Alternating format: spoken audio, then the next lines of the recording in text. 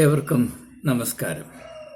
കഴിഞ്ഞ 1-2 വീഡിയോകളിൽ prosperity gospel എന്ന മത ആഭാസത്തരത്തെപ്പറ്റി ചില കാര്യങ്ങൾ, അതിൻ്റെ ചില വശങ്ങൾ സാധാരണ നമ്മളെപ്പോലെയുള്ള ആളുകൾക്ക് മനസ്സിലാകത്തക്ക വിധത്തിൽ സാധാരണക്കാരൻ്റെ ഭാഷയിൽ ഏവരുമായി പങ്കിടുകയുണ്ടായി. അത് അനേകം ആളുകൾ കാണുകയും അതിൻ്റെ ഉള്ളടക്കത്തോട് ഹൃദയംഗമമായി ഒന്നുചേരുകയും ചെയ്തു എന്നത് വളരെ പ്രോത്സാഹജനകമാണ്, പ്രത്യാശാജനകമാണ്.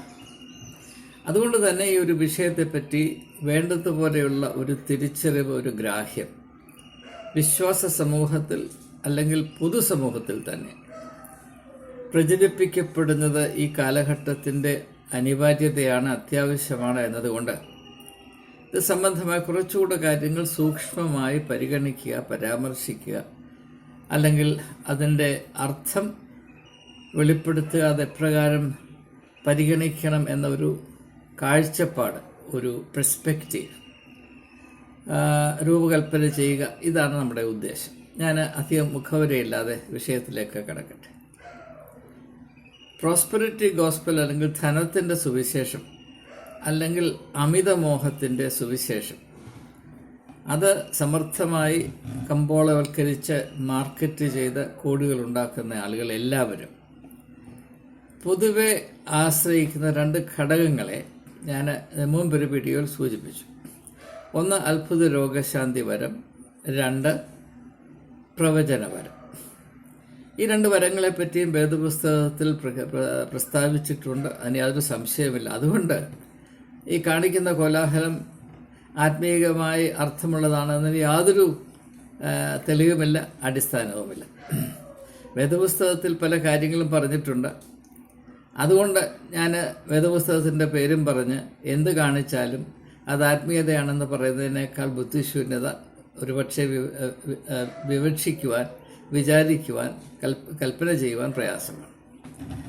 അപ്പോൾ ഈ 2 കാര്യങ്ങൾ,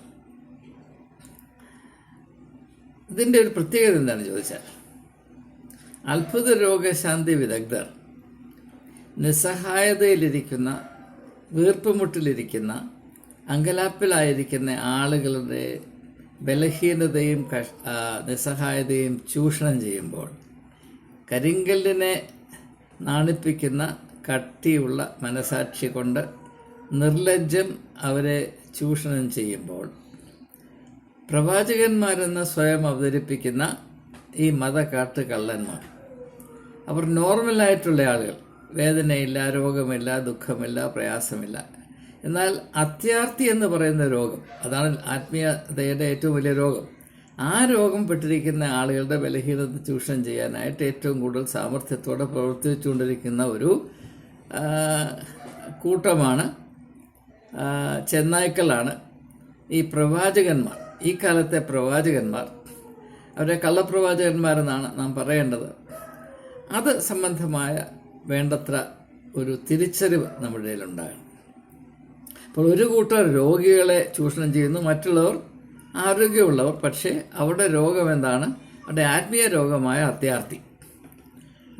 എത്രയും പെട്ടെന്ന് സമ്പത്തുണ്ടാകണം, ലോകത്തിൻ്റെ സുഖം മുഴുവൻ അനുഭവിക്കണം.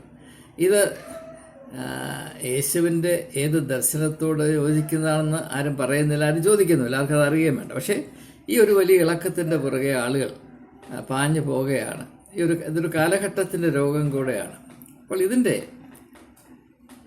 ഈ 2 പ്രവർത്തന രീതികളെയും ഖണ്ഡിപ്പിക്കുന്ന പൊതുവായൊരു ഘടകമുണ്ട്. അതെന്താണെന്ന് ചോദിച്ചാൽ, മനുഷ്യൻ്റെ തലച്ചോറിനെ മരവിപ്പിക്കുക, അവൻ്റെ ചിന്താശക്തി മുച്ചൂടും നശിപ്പിക്കുക.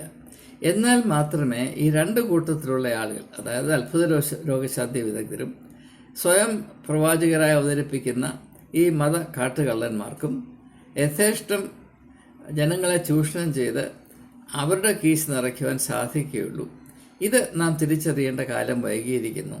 യേശുവിൻ്റെ ആത്മീയമായ ദൗത്യത്തിൽ ജനങ്ങളുടെ ചിന്താശക്തി ഉണർത്തുകയും വളർത്തുകയും ചെയ്യുന്നതായിരുന്നു സുപ്രധാനമായ ലക്ഷ്യമെങ്കിൽ, ഈ കൂട്ടരുടെ ലക്ഷ്യം ജനങ്ങൾക്കുള്ള തലച്ചോറ് പോലും കുട്ടിച്ചോറാക്കുക, അവിടെ വളരെ തുച്ഛമായ ചിന്താശക്തി 100% നശിപ്പിച്ച് അവരെ ചൂഷണത്തിൻ്റെ ഇരയാക്കി തീർക്കുക, ദീർഘനാൾ അങ്ങനെ വെച്ച് അവരെ ഉപയോഗിക്കുക, കറവ പശുവിനെ പോലെ കറന്നുകൊണ്ടിരിക്കുക. ഇതിനപ്പുറത്ത് ഇവർക്കൊരു ലക്ഷ്യവുമില്ല എന്ന് അല്പം ചിന്തിക്കുന്നവർക്ക് അറിയാവുന്നതാണ്. പക്ഷേ ചിന്താശക്തി നശിപ്പിക്കുക ഇങ്ങനെയുള്ളവരുടെ പ്രധാനപ്പെട്ട പ്രവർത്തന തന്ത്രമാണ് എന്നുകൂടെ തിരിച്ചറിയണം. അപ്പോൾ അതിന് ഉപോത്ബലകമായി അതിനവരെ സഹായിക്കുന്ന ഒരു പ്രധാനപ്പെട്ട ആയുധമാണ് മറുഭാഷ എന്നുള്ളത്. നിങ്ങൾ സത്യമായി ഈ ഒരു പ്രതിഭാസത്തെ മനസ്സിലാക്കാൻ ശ്രമിക്കുമെങ്കിൽ നാളിതുവരെയുള്ള എൻ്റെ അന്വേഷണത്തിൽ തെളിഞ്ഞു വന്നിട്ടുള്ളത് ഈ കൂട്ടത്തിലുള്ള ആളുകൾ, അതായത് ഈ മനുഷ്യൻ്റെ അത്യാർത്തി സുവിശേഷം പ്രോസ്പെറിറ്റി ഗോസ്പൽ കൊണ്ടു നടന്ന് സമൃദ്ധമായി മാർക്കറ്റ് ചെയ്ത് കോടികളുണ്ടാക്കുന്ന ആളുകൾ അവരേറ്റവും സാമർഥ്യത്തോടെ പ്രയോഗിക്കുന്ന ഒരു തന്ത്രം ജനങ്ങളുടെ തലച്ചോറ് കുട്ടിച്ചോറാക്കുക എന്നുള്ളതാണ്. അതിന് അവരെ സഹായിക്കുന്നത് അടിസ്ഥാനരഹിതമായ കാമ്പില്ലാത്ത വൈകാരികത ഇളക്കി വിടുക. നിങ്ങൾ ഇങ്ങനെയുള്ള സെഷൻസ് നോക്കിയാൽ നിങ്ങൾക്ക് പ്രത്യേകമായി കാണാൻ കഴിയും. ജനങ്ങളെ വികാരത്തിൻ്റെ ആ ഒരു മൃഗീയമായ അവസ്ഥയിൽ കൊണ്ടാക്കുകയും വലിയ മയക്കുമരുന്ന് കഴിക്കുന്ന ആളുകൾ പോലും പ്രവർത്തിക്കാത്ത വിധത്തിൽ അവർ പ്രവർത്തിക്കുകയും അവർ വിറയ്ക്കുകയും തുള്ളിച്ചാടുകയും അമറുകയും കറങ്ങുകയും മനുഷ്യത്വത്തിന് ഒരു കാലത്ത് നിരക്കാത്ത രീതിയിൽ ആയിത്തീരുകയും ചെയ്യുന്നത്, അത് ദൈവത്തിന് ഏറ്റവും സന്തോഷം നൽകുന്ന ഒരു കാഴ്ചയാണ് എന്ന് ജനങ്ങൾ ഇവരുടെ പ്രസ്ഥാനങ്ങളുടെ അടിസ്ഥാനത്തിൽ വിശ്വസിക്കണമെങ്കിൽ അവരുടെ തലച്ചോറ് എവിടെയാണ് ഇരിക്കുന്നത് എന്ന് നമുക്ക് ചോദിക്കേണ്ടി വരും. പക്ഷേ ഞാൻ അവരെ കുറ്റപ്പെടുത്തുകയില്ല, കാരണം അവരെ അങ്ങനെ ആക്കി വെച്ചത് ദീർഘകാലത്തെ മതപരമായ പരിശീലനം കൊണ്ടാണ്. അതിൽ സഭകൾക്കും നല്ല ഒരു പങ്കുണ്ട് എന്ന് ഞാൻ മുൻപ് സൂചിപ്പിച്ചിട്ടുണ്ട്. ഞാൻ ആവർത്തിക്കുക മാത്രം ചെയ്യുകയാണ്. അപ്പോൾ നമ്മൾ ഈ വീഡിയോയിൽ മറുഭാഷ രണ്ട് കൂട്ടരും പറയുന്നതാണ്. അത്ഭുത രോഗശാന്തിക്കാരും പറയും, പ്രവാചകന്മാരും പറയും. ഇവർ രണ്ടുപേരുടെയും പൊതുവായിട്ടുള്ള തന്ത്രമാണ് മറുഭാഷ തന്ത്രം. അത് ജനങ്ങൾക്കെതിരെ ഉപയോഗിക്കുന്ന, അവരുടെ തലച്ചോറിനെതിരെ ഉപയോഗിക്കുന്ന, അവരുടെ ചിന്താശക്തിക്കെതിരെ ഉപയോഗിക്കുന്ന ഒരു തന്ത്രമാണ്, ഒരു കുതന്ത്രമാണ്. അതുകൊണ്ട് ഈ മറുഭാഷയെ അല്പം ഒന്ന് പരിചയപ്പെടുകയും അത് സംബന്ധമായ ചില ചിന്തകൾ ഏവരുമായി പങ്കിടുകയും ചെയ്യാനാണ് ഞാനിപ്പോൾ തത്രപ്പെടുന്നത്. നമുക്ക് അതിന് ആ ഒരു കാര്യത്തിൻ്റെ ചില ഉദാഹരണങ്ങൾ ഒന്ന് മനസ്സിലാക്കിയിട്ട് ഈ കാര്യത്തെപ്പറ്റി വസ്തുനിഷ്ഠമായി ചിന്തിക്കുവാൻ ഇടയാകട്ടെ. ഞാൻ ഒരു മറുഭാഷ ഉദാഹരണം നിങ്ങൾക്ക് വേണ്ടി ഇപ്പോൾ പ്ലേ ചെയ്യാൻ പോവുകയാണ്.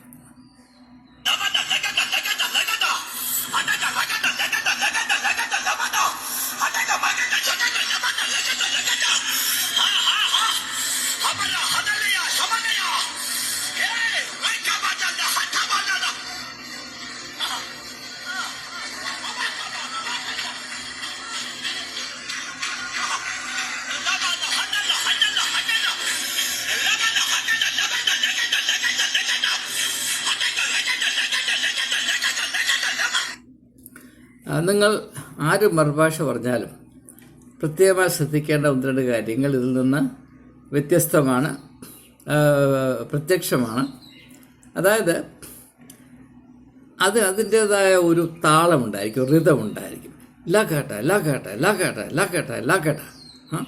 അതുപോലെ തന്നെ ചില ശബ്ദങ്ങൾ വളരെ ഊന്നലോടുകൂടെ ആവർത്തിച്ചുകൊണ്ടിരിക്കും. ഇദ്ദേഹത്തിന് വളരെ ഇഷ്ടമുള്ള ശബ്ദമാണ് ഠ ഠ ഠ ഠ, ലട്ടക ലട്ടക ലട്ടക.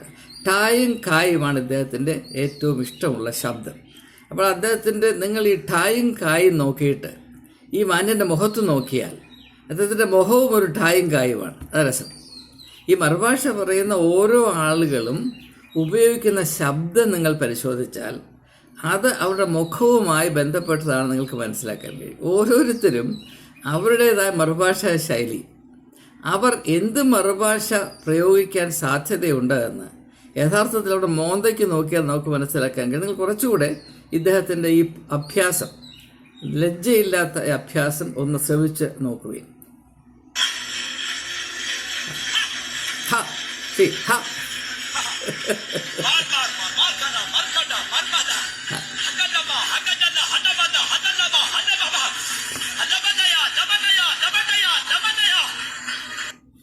എവിടെയാ എവിടെയാ എവിടെയാ എന്നുള്ളത് അല്പം ഒന്ന് വളച്ചൊടിച്ചാൽ ലബഡയാ ലബഡയാ ലബഡയാ എന്ന് കിട്ടും. അപ്പോൾ ആരെങ്കിലും നിങ്ങളെ 10 പേരെ വിളിച്ചിരുത്തി ഇങ്ങനെ വലിയ ഉച്ചത്തിൽ ലബഡയാ ലബഡയാ ലബഡയാ അല്ലെങ്കിൽ എവിടെയാ എവിടെയാ എവിടെയാ എന്ന് പറഞ്ഞാൽ നിങ്ങൾക്ക് എന്ത് ആത്മീയ വർധന ഉണ്ടാകുമെന്നാണ് നിങ്ങൾ വിചാരിക്കുന്നത്? ഇതുകൊണ്ട് സ്വർഗത്തിന് എത്ര സന്തോഷം വർദ്ധിക്കുമെന്നാണ് നിങ്ങൾ വിചാരിക്കുന്നത്? ഇതിൻ്റെ അർത്ഥം എന്താണെന്നാണ് നിങ്ങൾ കരുതുന്നത്? ഏതായാലും മുൻപോട്ട് കുറച്ചുകൂടെ കേട്ട് നിങ്ങൾ ആസ്വദിപ്പിക്കും.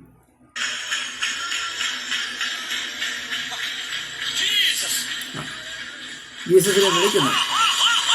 അപ്പോൾ അദ്ദേഹം ജീസസിനെ വിളിച്ചു. ജീസസ് അപ്പോൾ വന്നു. ജീസസ് വന്നപ്പോൾ ജീസസിൻ്റെ വരവിൽ കൂടെ അദ്ദേഹത്തിനുണ്ടായ ആത്മീയമായ അനുഭൂതി എന്താണ്? കേട്ടു കൊടുക്കുന്നു.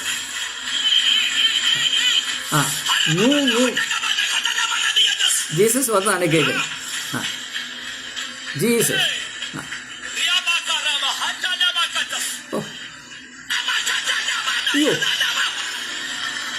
ജീസസ് വന്നതാണ്. അദ്ദേഹത്തിൻ്റെ ശബ്ദം എനിക്കത് നിങ്ങൾ ക്ഷമിക്കണം. അപ്പോൾ ജീസസ് വന്നാൽ എങ്ങനെയായിരിക്കുമെന്ന് നിങ്ങൾക്ക് ഇതുവരെ ബോധ്യപ്പെട്ടില്ലെങ്കിൽ ഇതുകൊണ്ട് കുറച്ചുകൂടെ മനസ്സിലാവും. ജീസസ് വന്നാൽ അടക ടടക ജടക ജടക.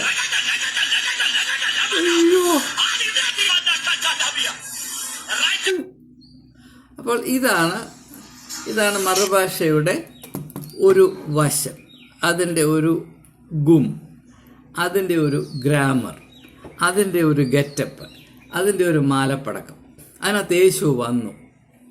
അപ്പോൾ യേശു വന്നാൽ എങ്ങനെയായിരിക്കും? ഇപ്പം യേശുവിൻ്റെ 2ാം വരവിനെ പറ്റിയൊക്കെ കാത്തിരിക്കുകയും വന്നു കഴിഞ്ഞാൽ എന്തൊക്കെ ആയിത്തീരുമെന്ന് അറിയാൻ ജിജ്ഞാസയോട് കാത്തിരിക്കുന്ന ആളുകൾക്ക് ഇദ്ദേഹത്തിൻ്റെ മറുഭാഷ കേട്ടാൽ ഏതാണ്ട് ബോധ്യമാകും.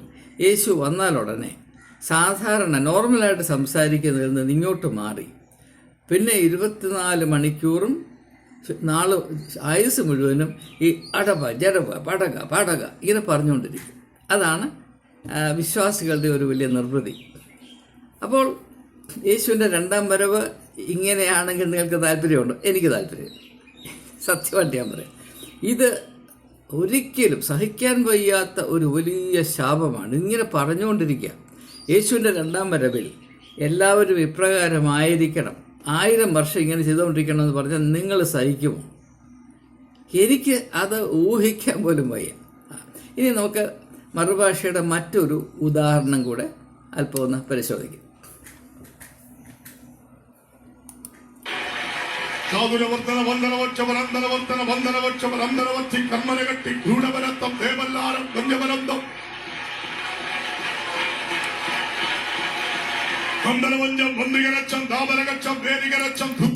അപ്പോൾ ഇവിടെ ഞാൻ മുമ്പ് പറഞ്ഞ അതേ പാറ്റേൺ വരികയാണ്. അദ്ദേഹത്തിൻ്റെ താളം അത് ആവർത്തിച്ചുകൊണ്ടിരിക്കും. വന്ദരപക്ഷം മന്ത്രപക്ഷം മന്ത്രപക്ഷം, മറ്റേത് ലപ്പട്ട ലപ്പട്ട ലപ്പട്ട ലപ്പട, ഇത് വന്ദരപക്ഷം മന്ത്രപക്ഷം മന്ത്രപക്ഷം. അത് അദ്ദേഹത്തിൻ്റെ ശബ്ദങ്ങൾ അത് വളരെ പരിമിതമാണ്. ഇപ്പോൾ മലയാള ഭാഷയിൽ 56 അക്ഷരങ്ങളുണ്ടെങ്കിൽ ഇദ്ദേഹത്തിൻ്റെ മറുഭാഷയിലെല്ലാം കൂടെ 4 അക്ഷരങ്ങളേ ഉള്ളൂ. അത് അതിൻ്റേതായ ഒരു താളത്തിൽ, പരിമിതമായ താളത്തിൽ, ഢാപ്പ അടതാളം എന്നൊക്കെ പറയുന്ന പോലെ ഇദ്ദേഹത്തിൻ്റെ മറുഭാഷ അടതാളത്തിൽ വെച്ച് ഇങ്ങനെ തട്ടിമുട്ടിക്കൊണ്ടേ ഇരിക്കുകയാണ്. നിങ്ങൾ കേട്ടുകൊള്ളു.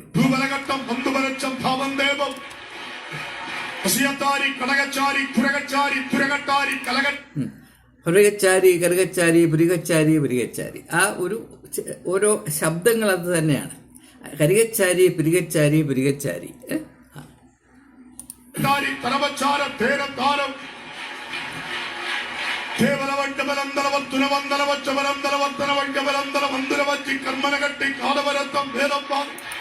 അദ്ദേഹം പറയുന്നത് എനിക്ക് മനസ്സിലാകുന്നത്, ആരുണ്ടോ പന്തളത്ത് പോയി കാളയെ കെട്ടി, പന്തരവട്ടം കാളയെ കെട്ടി. ആരെങ്കിലും പോയി പന്തളത്ത് പോയി കാളയെ കെട്ടിയാൽ ഞങ്ങൾ എന്ത് ചെയ്യണമെന്നാണ് അദ്ദേഹം പറയുന്നത്. എനിക്കത് മനസ്സിലാകുന്നില്ല. ആരെ പോട്ടെ, പോണ്ടിയ ഒരു പന്തളത്ത് പോവുകയോ കാളയെ വാങ്ങിക്കുകയോ കാളയെ കെട്ടിക്കുകയോ ചെയ്യട്ടെ, അതിന് ഞങ്ങൾ എന്ത് പിഴച്ചു? പക്ഷെ അത് സമ്മതിക്കത്തില്ല. ഇത് പന്തരവട്ടം പന്തരവട്ടം പന്തളത്ത് പോയി കാളെ കെട്ടി ഇങ്ങനെ പറഞ്ഞുകൊണ്ടിരിക്കുകയാണ്.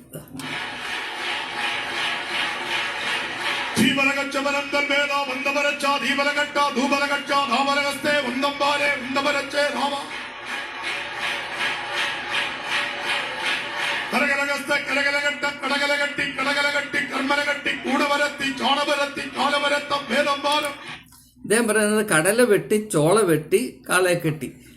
അതിന് ഞങ്ങളെന്തോ വേണം? അതുപോലെ നിങ്ങൾ മനസ്സിലാക്കേണ്ട ഒരു കാര്യം, ഇത് പറയുമ്പോൾ ഞാൻ പറഞ്ഞില്ല ഒരു താളമുണ്ട്. ഇപ്പോൾ ആളുകൾ കൈയടിക്കുന്നില്ല എന്ന് ചോദിച്ചു. ഇദ്ദേഹം ഇങ്ങനെ കാളയെ കെട്ടി ഇങ്ങനെ നടക്കുമ്പോൾ, ചോളവും കെട്ടി കാളയും കെട്ടി ഇങ്ങനെ നടക്കുമ്പോൾ അവിടെ ഇരിക്കുന്ന ആൾ കൈയടിച്ചില്ലെങ്കിൽ ഇദ്ദേഹത്തിൻ്റെ കാറ്റ് പോകും. അത്രയേ ഉള്ളൂ അതിനകത്തെ കാര്യം. ജനങ്ങൾ ഈ ഒരു പൊട്ടത്തരത്തിന് സഹകരിച്ചില്ലെങ്കിൽ എവൻ്റെ അടപ്പിളകും, എവൻ്റെ ആപ്പീസ് കൂട്ടും.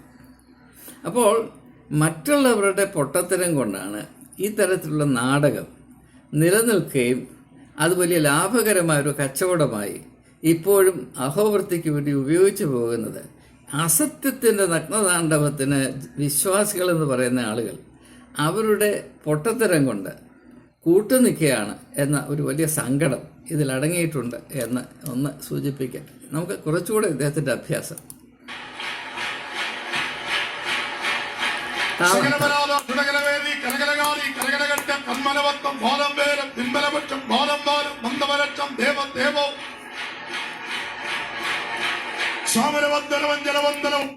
ഇനി നിങ്ങൾ ശ്രദ്ധിക്കേണ്ട, മറുഭാഷയെ പറ്റി നിങ്ങൾ ശ്രദ്ധിക്കേണ്ട ഒരു കാര്യം, ഇദ്ദേഹവും ഇങ്ങനെയുള്ള ആളുകൾ മറുഭാഷ പറയുമ്പോൾ ആ മറുഭാഷയുടെ ഓരോ സെഗ്മെൻറ്റിനും നിശ്ചയിക്കപ്പെട്ട വലിപ്പമേ കാണത്തുള്ളൂ. ഇപ്പോൾ പഞ്ചരവട്ടം കാലുവട്ടം പരവരവട്ടം പിന്നെ നിൽക്കും, പിന്നെ മുമ്പോട്ട് പോകാനൊക്കത്തില്ല. പിന്നെ കുറേ നേരം നിന്ന് അടുത്ത പടി എങ്ങോട്ട് ചവിട്ടണം എന്ന് പറഞ്ഞ് അങ്ങോട്ട് വേറെ ഒരു ശബ്ദത്തിൽ കയറി പിടിച്ച് അവിടെ ഇട്ടൊന്ന് കറക്കി പിന്നെയും കുറച്ച് നേരം അവിടെ നിന്ന്. അപ്പം ഇത് കൃത്രിമമായിട്ടുണ്ടാക്കുന്ന ശബ്ദ കോലാഹലമാണ് എന്ന് തിരിച്ചറിയുവാൻ അല്പം ഒന്ന് ശ്രദ്ധിച്ചാൽ, വലിയ ബുദ്ധിയൊന്നും ആവശ്യമില്ല, അല്പം ഒന്ന് വേറിട്ട് ചിന്തിച്ചാൽ ഇത് പിടികിട്ടും. നിങ്ങൾ ശ്രദ്ധിപ്പിക്കും.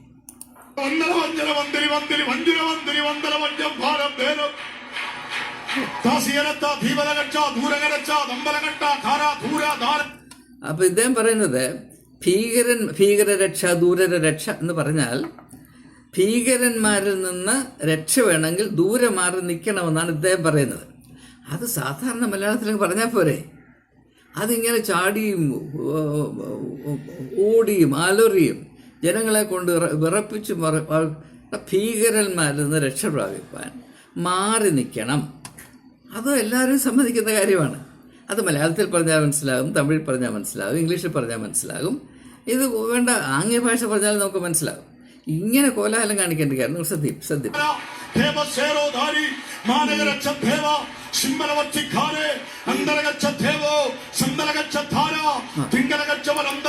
നിങ്ങൾ ശ്രദ്ധിപ്പേ, 50 ലക്ഷക്കാരോ 80 ലക്ഷത്തോറോ 80 ലക്ഷം, അതിൻ്റെ പാറ്റേൺ നിങ്ങൾ മനസ്സിലാക്കണം. ഇങ്ങനെയൊരു ഭാഷ നിങ്ങൾ ലോകത്തിൽ കണ്ടിട്ടുണ്ടോ? ഇതിനെ ഭാഷയെ നിങ്ങൾക്ക് പറയാൻ കഴിയുമോ? അപ്പോൾ ഇത് ഒരു കൃത്യമായിട്ട് പഠിച്ചിട്ട് ചില കാര്യങ്ങൾ കാണാപ്പാഠം പഠിച്ച്, ചില കാര്യങ്ങളല്ല ചില ശബ്ദങ്ങൾ കാണാപ്പാഠം പഠിച്ച് അതിൻ്റേതായ താളത്തിൽ സ്റ്റേജിൽ വന്ന് അവതരിപ്പിക്കുന്നു. അത് ഏത് ശബ്ദ കോലാഹലങ്ങൾ അവതരിപ്പിച്ചാൽ അവിടെ ഇരിക്കുന്ന ജനങ്ങൾക്ക് വൈകാരികമായി ഇളക്കമുണ്ടാക്കുവാൻ സാധിക്കുമെന്നത് വളരെ കൃത്യമായി മുന്നേ അറിഞ്ഞ് നിശ്ചയിച്ച് അളന്നു കുറിച്ചാണ് ഈ സ്റ്റേജിൽ കൊണ്ടുവന്ന് അവതരിപ്പിക്കുന്നത്.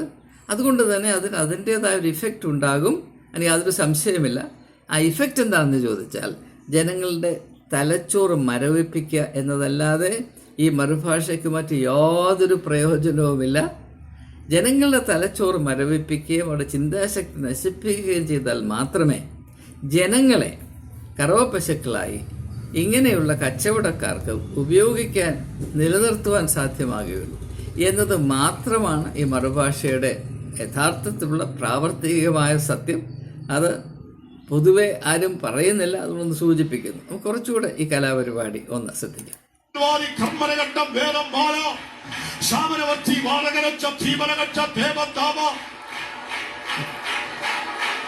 ഉദരവരന്തം ഗുരുകലകസ്തി കന്മലകട്ട കുടകലകട്ട കടകച്ചാട താട താടവരത്ത ദേവ കീവലകക്ഷ ധേരോ കാവലകക്ഷ സേരോ കങ്കലകക്ഷ ധാരി അന്തലകക്ഷ ധാര പിമ്പലകടക സേരോ പിമ്പലകക്ഷ ധേര. ഇദ്ദേഹം പറയുന്നത് പിമ്പലകക്ഷത്താരോ പിമ്പളകക്ഷത്തേരോ. ഇദ്ദേഹം പണ്ട് മാർക്സിസ്റ്റ് പാർട്ടിയുടെ മുദ്രാവാക്യം വിളിക്കുന്ന ആളായിരുന്നിരിക്കണം. കാരണം ആ ഒരു ഉശിരോടുകൂടെയാണ് ഈ കലാപരിപാടി ഇദ്ദേഹം അവതരിപ്പിക്കുന്നത്. എന്നാലും ഞാൻ ആദ്യം പറഞ്ഞതുപോലെ ഇതിൽ ഉപയോഗിക്കപ്പെടുന്ന ശബ്ദങ്ങൾ, വാക്കുകളില്ലല്ലോ, ശബ്ദങ്ങൾ, ഓരോ ശബ്ദത്തിൻ്റെയും നീളം, എത്ര ശബ്ദങ്ങൾ ഒരു മറുഭാഷ പടക്കത്തിൽ ഉൾപ്പെടുത്തിയിരിക്കും, അതെല്ലാം അളന്ന് കുറിച്ചിട്ടുള്ളതാണ്. ഒന്ന് മറ്റതിൽ നിന്ന് സമമാണ്, ഒന്ന് മറ്റതിൽ നിന്ന് വ്യത്യസ്തമായ ഒന്നുമില്ല. ഇപ്പോൾ 5 മിനിറ്റോളം നിങ്ങൾ ഇദ്ദേഹത്തിൻ്റെ മറുഭാഷാ പ്രയോഗം കേട്ടു. അതും ആദ്യം മുതൽ അവസാനം വരെ കങ്കരകക്കാര ടങ്കരകറ്റാര. ഇപ്പോൾ ക്ലാസിക്കൽ സംഗീതത്തിൽ സരി ഗമ പധ നി സ, അവിടെ 7 സ്വരങ്ങളുണ്ട്. ഇദ്ദേഹത്തിൻ്റെ ക്ലാസിക്കൽ മ്യൂസിക്കിൽ 3 അല്ലെങ്കിൽ 4 സ്വരങ്ങളേ ഉള്ളൂ. ടങ്കര ട ടങ്കര 4 ശബ്ദം, ടങ്കര ടട്ട ടട്ട ടട്ട ടട്ട ടട്ട. ഇതിനപ്പുറത്ത് ഒന്നും വരാത്തില്ല എന്ന് മനസ്സിലാക്കി. ഇതാ കേട്ടോളൂ. ഇതുവരെ ഇല്ലാത്തൊരു വെളിപ്പാട് യേശുവിന്റെ നാമത്തിൽ ഞങ്ങളുടെ അകത്തെ ഓയ്യോ, അതാണ് വേറൊരു ഒരു മറുഭാഷ വരികയാണ്. അപ്പം ഞാൻ പറഞ്ഞു വന്നത് ദയവായി നിങ്ങൾ മനസ്സിലാക്കുക.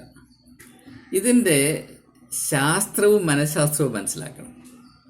തലച്ചോറിനെ പറ്റി, തലച്ചോറ് പ്രവർത്തിക്കുന്നത് എങ്ങനെയാണ് എന്നതിനെപ്പറ്റി പഠിച്ചിട്ടുള്ള ആളുകൾ പറയുന്നത്, നിങ്ങൾ മനുഷ്യൻ്റെ തലച്ചോറ് ഏതെങ്കിലും ഒരു കാര്യം ആവർത്തിച്ച് ആവർത്തിച്ച് ആവർത്തിച്ച് അവൻ്റെ തലച്ചോറിനെ ബാധിക്കത്തക്കവണ്ണം നിങ്ങൾ സ്ഥാപിച്ചാൽ അതിനനുസരിച്ച് അവൻ്റെ തലച്ചോറ് പ്രവർത്തിച്ചു തുടങ്ങും. അപ്പോൾ ഇങ്ങനെയുള്ള ഈ അർത്ഥശൂന്യമായ ജൽപ്പനങ്ങൾ വളരെ ശക്തമായി അവിടെ കൂടിയിരിക്കുന്ന ജനത്തിൻ്റെ തലച്ചോറിൽ വന്ന് പതിക്കുമ്പോൾ അവർ വ്യക്തികൾ എന്ന നിലയിൽ സ്തംഭിച്ചു പോവുകയും മരവിച്ചു പോവുകയും അവർ ഒരു കൂട്ടമായി തീരുകയും വ്യക്തിപരമായി ചിന്തിക്കുന്നതിൽ നിന്ന് ഒരു കൂട്ടമായി വൈകാരിക അവസ്ഥയിലേക്ക് പ്രവേശിക്കുന്ന ഒരു ബലഹീനതയിൽ അവരായിത്തീരും. ആ കൂട്ടത്തിലായിരിക്കുന്ന ആരും, നിരീശ്വരവാദികൾ പോലും എൻ്റെ കൂട്ടത്തിലായാലും അവരും തുള്ളിയെന്നിരിക്കും. അവർ ഒരുപക്ഷെ മറുഭാഷ സംസാരിച്ചെന്നിരിക്കും. അത് ഒരു മാസ് സൈക്കോളജിയാണ്. എന്നാൽ അത് ദൈവികമാണ് എന്ന് പറഞ്ഞ് പഠിപ്പിക്കുന്നത് കൊണ്ട് പ്രയോജനം എന്താണ്? പിന്നെ ആരും യുക്തിസഹജം അതിനെ ഒന്ന് പരിഗണിക്കുകയില്ല, ഇതിൽ അപാകതയുണ്ട് എന്ന് ആരും തിരിച്ചറിയുകയില്ല. ഇത് തുറന്നു കൊണ്ടുപോകാനുള്ള ഒരു പെർമനൻറ്റ് ലൈസൻസ് എന്ന നിലയിലാണ് ദൈവത്തിൻ്റെ നാമം ഇവർ വൃഥാ ഉച്ചരിക്കുന്നത്, യേശുവിൻ്റെ നാമം ഇവർ അപമാനിക്കുന്നത് എന്ന് ദയവായി തിരിച്ചറിയും. ഇത് വാസ്തവത്തിൽ സത്യമായി പറഞ്ഞാൽ ഒരു തരത്തിലുള്ള മതഭ്രാന്താണ്. എനിക്ക് കേരള സർക്കാരിനോട് പറയാനുള്ളത്, കുറഞ്ഞ പക്ഷം തിരുവനന്തപുരത്ത് ഊളംപാറയിലെങ്കിലും ഒരു സ്പെഷ്യൽ വാർഡ് തുറക്കണം. അതായത് മറുഭാഷാ ഭ്രാന്ത്.